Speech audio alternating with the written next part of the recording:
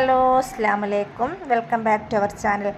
അപ്പം ഞങ്ങളിന്ന് വിചാരിക്കുന്നുണ്ട് അതെന്താ പന്തലൊക്കെ ഇട്ടിട്ട് എവിടെയാണ് കല്യാണ വീട്ടിൽ പോയതെന്ന് വിചാരിക്കും. അപ്പോൾ ഇത് എവിടെയല്ല, നമ്മുടെ ചെറിയ നാത്തൂൻ്റെ ഹൗസ് വാമിംഗ് ആണ് കേട്ടോ. നാളെയാണ്, ഞായറാഴ്ചയാണ് കേട്ടോ വരുന്നത്. നാളെ എന്ന് പറയുമ്പോൾ ഞായറാഴ്ച, ഞാൻ ശനിയാഴ്ചയാണ് വീഡിയോ അപ്ലോഡ് ചെയ്യുന്നത് കേട്ടോ.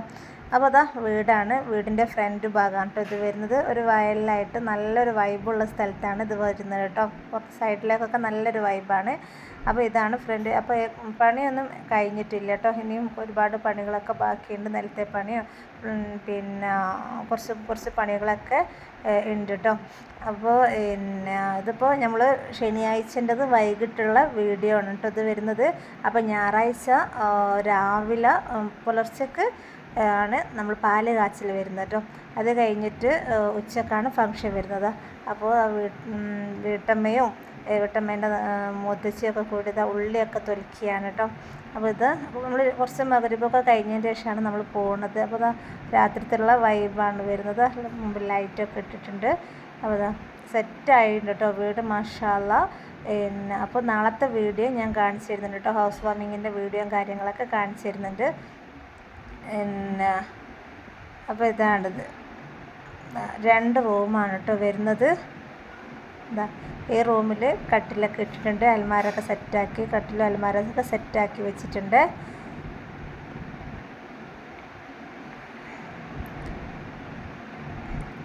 പിന്നെ വരുന്നത് ഇന്നലത്തെ പണിയൊന്നും കഴിഞ്ഞിട്ടില്ല, അതൊക്കെ വീട്ടിൽ കൂട്ടൽ കഴിഞ്ഞിട്ട് ഇൻഷാ അല്ലാഹ് ഒക്കെ ആക്കുന്നതാണ് കേട്ടോ. ഈ റൂമിൽ ഒരു കട്ടിലും അലമാരൊക്കെ ഉണ്ട്.